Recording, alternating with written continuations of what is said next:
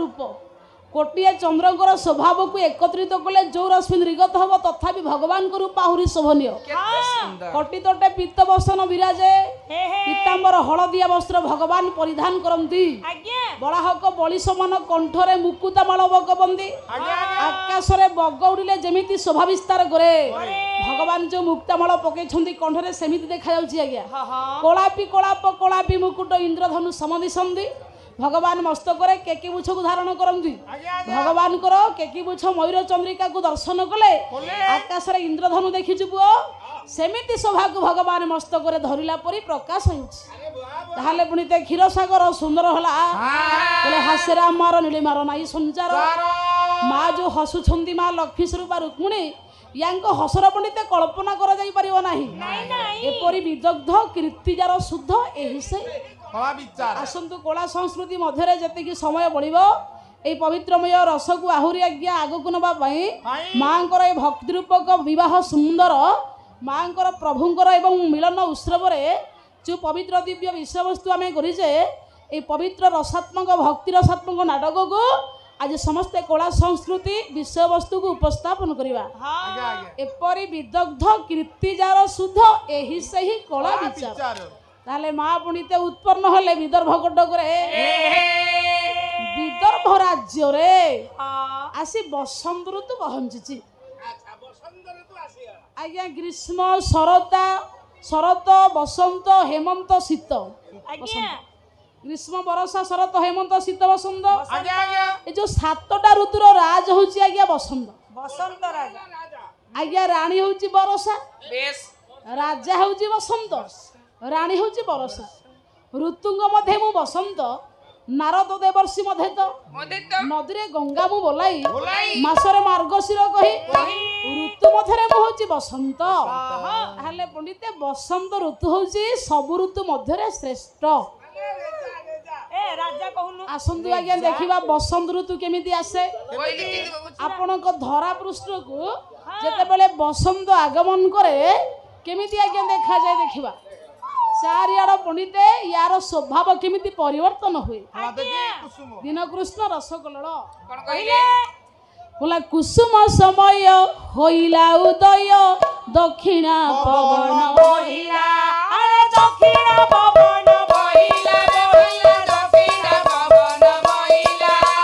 कामदेव दूत होई महामत कामदेव दूत होई महामत पंचम स्वर गाइला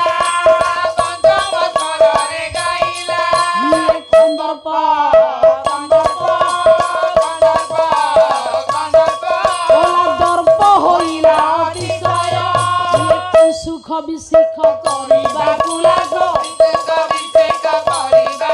ये कामी कामी निकले भय कुसुम समय आसिले दक्षिण दिगरु पवन बहे कामदेव जे कि कंदर्प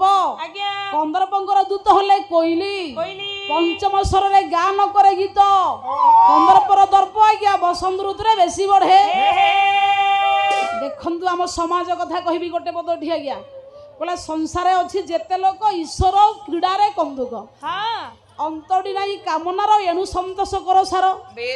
कंदर्प प्रत्येक देह रे अच्छी आज्ञा ताकू परास्त करिबा पई हेले आपण कोन करिवे आनंद पंडित करंतु किंतु यार अंत नाही कंदर्पर वशवर्ती जे हबो पंडित नरक को जीव से कंदर्पर आदि अंत नाही याकू जेते करिले नुआ लागिवो सेहिति पई अंत नाही कामनार संतोष मन रे बंचे ताहले पंडित यार अर्थ भागवत कहिले बोले आसक्ति रु कामना जात कामरु क्रोध जे संभूत क्रोधरु मोह जे जन्म मोहरु गर्व जात मोह गर्भरे प्राणी जन स्मरण शक्ति हुए हीन आसक्ति कामना तैयारी हुए कामरु क्रोध आसी थाए क्रोधरु लोभ आसे लोभरु मोह आसे मोहरु मनुष्य उत्पन्न होई थाए जो पंडित मंडली ज्ञान शक्ति ज्ञान रही थाए मनुष्य भितरे मोह द्वारा ज्ञान नाश हो जाए सेथि पई पंडिते रामकृष्ण हरि शब्द जौन रोग को औषध जगत रे भगवान को पइबा पई ए तीनटा काम को त्याग करंतु आज्ञा जहा को गीता कहिले अहंकार बलदर्पं काम क्रोध न संश्रिता ममात्म पर देहेषु प्रतिशोध व्यसुगा ताहले बसंत ऋतु आसे पणिते आपण मानकर जते बेले धरा को वृक्ष गुडी को मुकुलित हो जाए शुष्कतरु पल्लवित हुए बसंत आसिले पणिते धरा अत्यंत आनंद रे परिपूर्ण हुए ताले कंदरपर दर्प को नाश करबा पई रामकृष्ण हरि शब्द होची मेडिसिन आज्ञा आज्ञा एक कथा में काई कहिबा विदर्भ राज्य रे बसंत म आसीछ आज्ञा बसंत पवन कोठु तयारी हुए कहिलु बुआ नना कहिलु बसंत पवन कोठु आसे एई गछपत्रु त आसे हां गछपत्र कवि हेले बांकानिधि दास गोटे चौपदी गाइबाई कोन लेखिले कोळ बाइनी बेसी बांकानिधि दास कोन लेखिले बोले आसीला बसंत व्याघ्र प्रबल मारियो आसीला बसंत व्याघ्र प्रबल मारियो आसीला बसंत व्याघ्र औषध मन परबतु थमे घाइलो आसीला बसंत व्याघ्र प्रबल मारिलो आसीला बसंत व्याघ्र अति पवित्र ज्ञान न जर नाम भालो गुण वकील रे कुशन हुंकार रहिलो आसीला बसंत व्याघ्र प्रबल मारिलो आसीला बसंत व्याघ्र विरही मन हरिण मन हे छन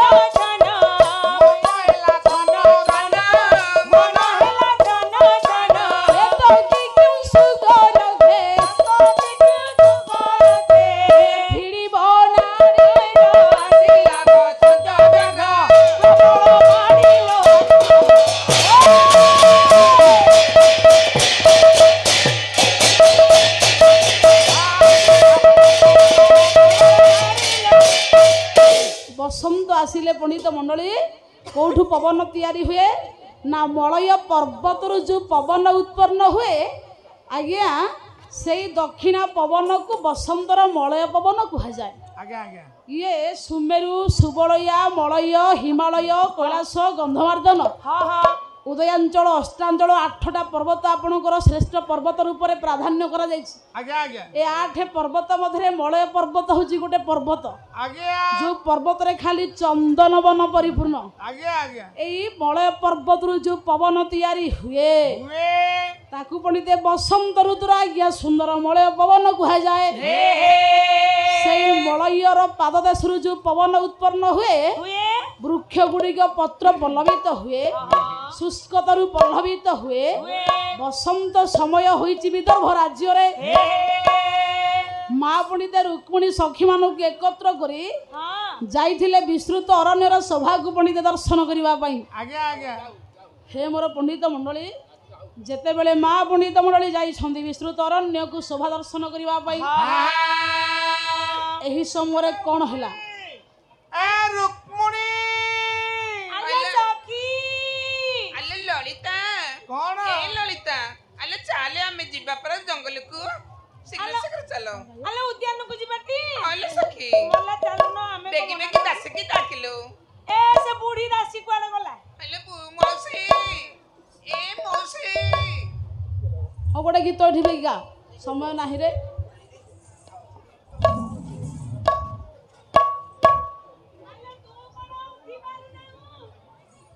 हे हे हे अल्लाह मेते डाकुजा आउ का गां वाला को डाकुछु अल्लाह फोन के आइला तो फोन आइला बोली कथा वार्ता होतलु अल्लाह बुढ़िया लड़ी पिंदी पिंदी लुगा हां न पिंदिले को गां वाला जोरीमाना करू हुंदी नाए तोते काई जोरीमाना करिए कि तू बेगी आस तू न गले मजा हबो हेलो ए मु काटी जो अल्लाह सखी गीत गाउन अल्लाह सखी तो न भलो स्टोन तू गा मु गाइबी मोर को सरबा मु गाइबी ए मो बो जाने ना मोर मन कथा सखिलो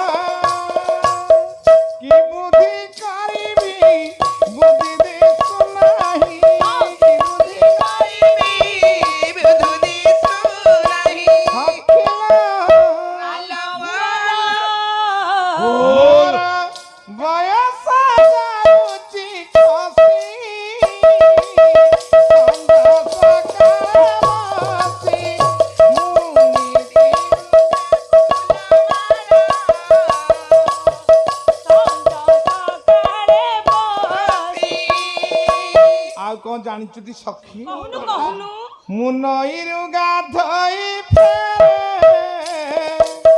ଲାଜ ଶରମରେ ମରେ ମୁଁ ନଈରୁ ଗାଧୋଇ ଫେରେ ଲାଜ ଶରମରେ ମରେ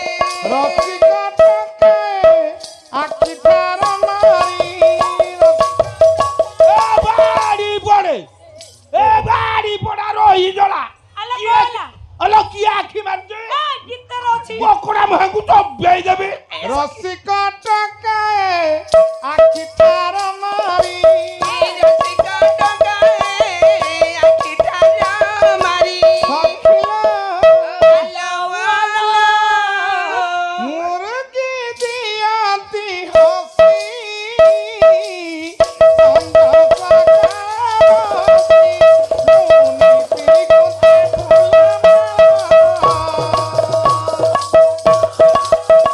କି ମୋ ବୋଉ ଜାଣେ ନା ମୋର ମନ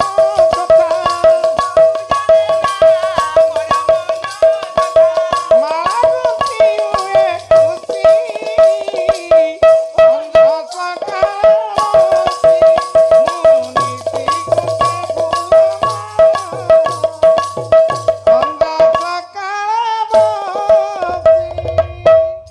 କାଲ ପଳେଇ ଆମ ବୋଉ ପାଟି କରିବ ଶୁଣୁଥିଲେ ମୋର ପଣ୍ଡିତ ମଣ୍ଡନ ଏହିପରି ରୁକ୍ମିଣୀ ଆମଦ କରିଲେ ଦକ୍ଷଣ ଯାହା ଯାହା ନ୍ୟାୟ ମନ ହେଲା ପଣ୍ଡିତ ମଣ୍ଡଳୀ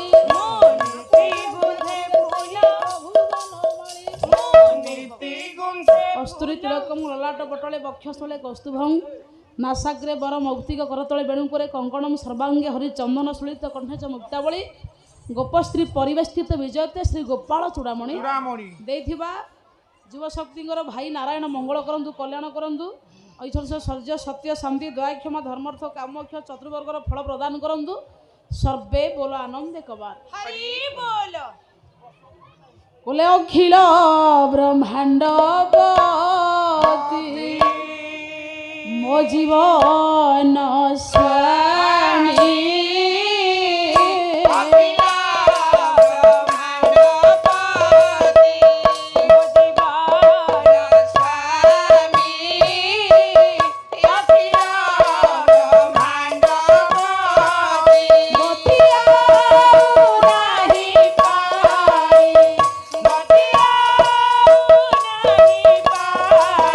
ଅଛି ଭ୍ରମେ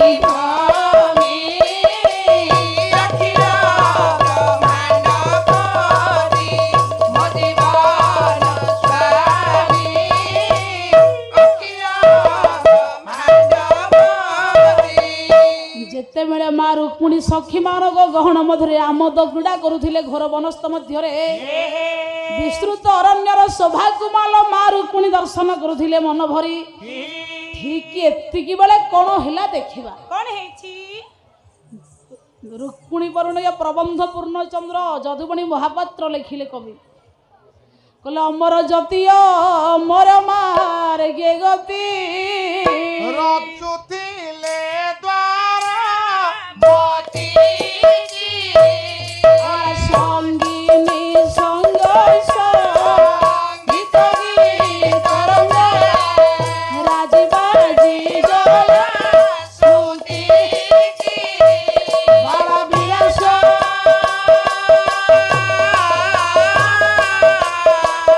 বনে প্রবেশ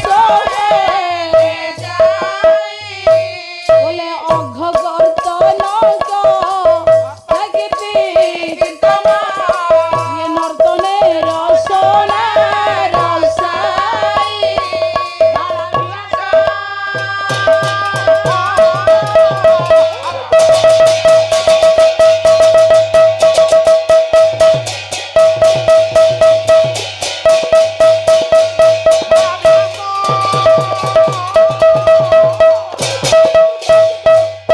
ଅମର ଜ୍ୟୋତି କହିଲେ ଅମର ଦେବତା ମାନଙ୍କୁ ବୁଝାଯାଏ ଜ୍ୟୋତି କହିଲେ ଦେବତା ମାନଙ୍କ ଜ୍ୟୋତି ହେଲେ ଦେବର୍ଷି ନାରଦ ରଚୁଥିଲେ ଦ୍ୱାରାବତୀ କି ଭଗବାନ କୃଷ୍ଣକୁ ଦେଖିବା ପାଇଁ ଦ୍ୱାରିକା ଯାଉଥିଲା ବେଳେ ଆଜ୍ଞା ଆଜ୍ଞା ହଉ ହଉ ଏତିକି ବେଳେ ପଣ୍ଡିତେ ବାଳମାନଙ୍କର ବିଳାସ ସ୍ଥଳ ମଧ୍ୟରେ ନାରଦ ପହଞ୍ଚିଲେ। ମାଲ ରୁକ୍ମିଣୀଙ୍କ ସହିତ ଦେବର୍ଷି ନାରଦଙ୍କର ଦେଖା ହେଲା। ନାରାୟଣ ନାରାୟଣ ନାରାୟଣ ଅଘ କର୍ତ୍ତନ କର୍ତ୍ତା କୀର୍ତ୍ତି କୀର୍ତ୍ତନ ନର୍ତ୍ତନେ ରସନା ରସାଇ। ଅଘ କହିଲେ ପାପ, ପାପକୁ କାଟେ ଭଗବାନଙ୍କ ନାମ। ନାମକୁ ତୁଣ୍ଡରେ ଚର୍ବିତ କରି ଉଚ୍ଚାରିତ କରି ନାରଦ ଆସି ପହଞ୍ଚିଲେ ମା ରୁକ୍ମିଣୀଙ୍କ ପାଖରେ। ଆଚ୍ଛା ରୁକ୍ମିଣୀ ଦେଖି କଲେ କଣ ଉତ୍କଳର ଘଣ୍ଟ କବି ଯଦୁମଣି ମହାପାତ୍ର ଗୋଟାଏ ପ୍ରବନ୍ଧ ପୂର୍ଣ୍ଣଚନ୍ଦ୍ର ଛାନ୍ଦରେ ରଚନା କଲେ। କଲେ କରକ ଦନ୍ତୀ କରକନ୍ଦ ଝଟତି କୋରକିତ ହେଲେ ଦେଖି ଯେ